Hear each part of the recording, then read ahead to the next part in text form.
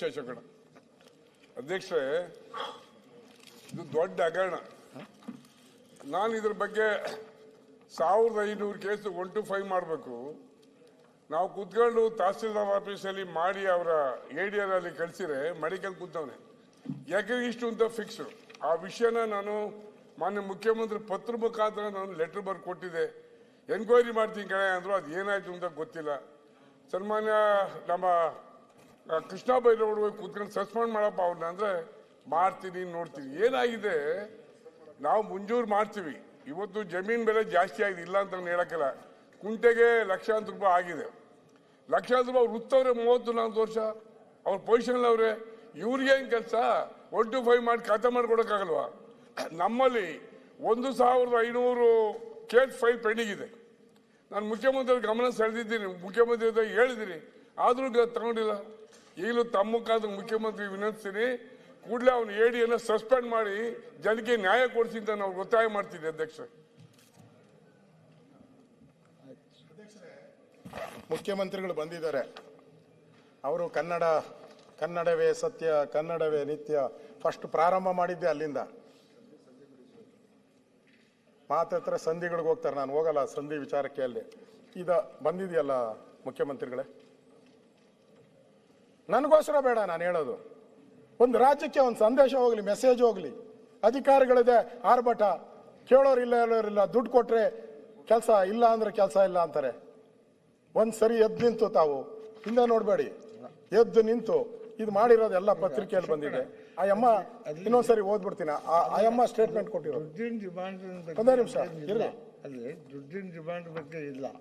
ಅದು ಯಾಕೆ ದಾಖಲೆಗಳು ಸರಿ ಇಲ್ಲ, ಸರಿ ಮಾಡ್ಕೊಂಡ್ರಿ ಅಂತ ಹೇಳಿದ್ರೆ ಸತ್ಯ ಏನಿದೆ ಅದನ್ನ ಸ್ವಲ್ಪ ಹೇಳಿ. ಸತ್ಯ ಮುಖ್ಯಮಂತ್ರಿಗೆ ಗೊತ್ತು, ಆದ್ರೆ ದುಡ್ಡು ಕೇಳಿದ್ರು ಅಂತ ಅಲ್ಲಿ ಇದು ಬರ್ತಾ ಇಲ್ಲ.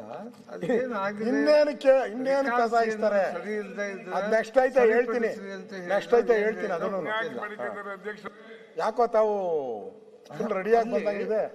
ದುಡ್ಡು ಕೇಳಿದ್ರು ಅಂತ ಹೇಳೋದು ಅಷ್ಟು ಸಮಂಜಸ. ಮುಖ್ಯಮಂತ್ರಿಗಳು ತಾವು ಇರಲಿಲ್ಲ.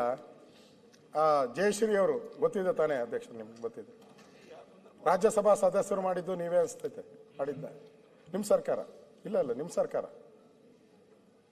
ಅವ್ರಿಗೆ ಪದ್ಮಶ್ರೀ ಕೇಂದ್ರ ಸರ್ಕಾರ ಕೊಟ್ಟಿತ್ತು, ನೀವು ಕನ್ನಡ ರಾಜ್ಯೋತ್ಸವ ಪ್ರಶಸ್ತಿ ಕೊಟ್ರಿ, ಎಲ್ಲ ನಾವು ಕೊಟ್ಟಿದ್ದೀರಿ. ಆಯಮ್ಮ ಸ್ಟೇಟ್ಮೆಂಟ್ ಕೊಟ್ಟಿರೋದು ನಾನು ಹೇಳ್ತಾ ಇರೋದು. ಸರ್ವೇರ್ ಉಡಾಫೆಯಿಂದ ವರ್ತಿಸುವುದಲ್ಲದೆ ಉದ್ದಟತನದಿಂದ ಮಾತುಗಳನ್ನಾಡಿ ಬೇಸರ ಉಂಟು ಮಾಡಿದ್ದಾರೆ. ಮಾಜಿ ಸಂಸದೆಯಾದ ನನ್ನನ್ನೇ ಅಲೆದಾಡಿಸ್ತಿರುವ ಇವರು ಸಾರ್ವಜನಿಕ ಕೆಲಸ ಮಣ್ಣೆನೆ ಕೊಡುತ್ತಾರೆಯೇ? ಜಯಶ್ರೀ, ಯಾವುದು ಸಣ್ಣದು 5 ಗುಂಟೆ ಜಮೀನನ್ನ ದಾನ ಕೊಡ್ತೀನಿ ರಂಗಭೂಮಿಗೆ ಸರ್ಕಾರಕ್ಕೆ ಅಂತ. ದಾನ ಕೊಡೋದಕ್ಕೂ ನೀವು ಕಮಿಷನ್ ಕೇಳ್ತೀರಾ, ಅಲೆದಾಡಿಸ್ತೀರಾ. ಇವತ್ತು ದಾನ ಪ್ರಕ್ರಿಯೆ ನಡೆಸಲು ಅವಶ್ಯಕವಾದ ಸರ್ವೆ ಮಾಡಲು ಭೂಮಾಪನ ಇಲಾಖೆಯ 3 ಬಾರಿ ಅರ್ಜಿ ಸಲ್ಲಿಸಿ ನಿಗದಿತ ಶುಲ್ಕವನ್ನ 3 ಬಾರಿ ಪಾವತಿಸಿದರೂ ಕೆಲಸವಾಗಿಲ್ಲ. 3 ಸರಿ ಅರ್ಜಿ ಹಾಕವ್ರೆ, 3 ಸರಿನೂ ದುಡ್ಡು ಕಟ್ಟವ್ರೆ. ಸರ್ವೇಯರ್ ಸೂಚನೆಯಂತೆ ಬೆಂಗಳೂರಿನಿಂದ ಸರ್ವೆ ಇಲಾಖೆ ಕಚೇರಿಗೆ ಬಂದೆ. ಆ ಅಮ್ಮನಿಗೆ ರಾಜ್ಯಸಭಾ ಸದಸ್ಯರು ಪದ್ಮಶ್ರೀ. ಮನೆ ಬಾಗಿಲಿಗೆ ಸರ್ಕಾರ ಅಡ್ವರ್ಟೈಸ್ಮೆಂಟ್, ಸಿದ್ದರಾಮಯ್ಯನವರು. ಇಲ್ಲಿ ಅವರು ನೀನ್ ಬಾ ಇಲ್ಲಿಗೆ ಅಂತ ಕರೆದ್ರು. ಯಾರನ್ನ? ಜಯಶ್ರೀ ಅವ್ರನ್ನ. ಬರ್ರಿ ಇಲ್ಲೇ ಅಂತ ಕರೆದು ಕಚೇರಿಗೆ ಬಂದೆ. ಆದರೆ ಸರ್ವೇಯರ್ ಶಿವಾನಂದ ಬೇರೆ ಕೆಲಸ ಸರ್ವೆ ಇದೆ ಅಂತ ಹೊರಟೋದ್ರು. ಅವರೇ ಕರೆದಿದ್ದು. ನಮ್ಮ ಮೇಲಧಿಕಾರಿಯ ಕೆಲಸವಿರುವ ಫೋನ್ ಬಗ್ಗೆ ಬಂದಿದೆ, ಹಾಗಾಗಿ ನಿಮ್ಮ ಕೆಲಸ ನನಗೆ ಮುಖ್ಯ ಅಲ್ಲ.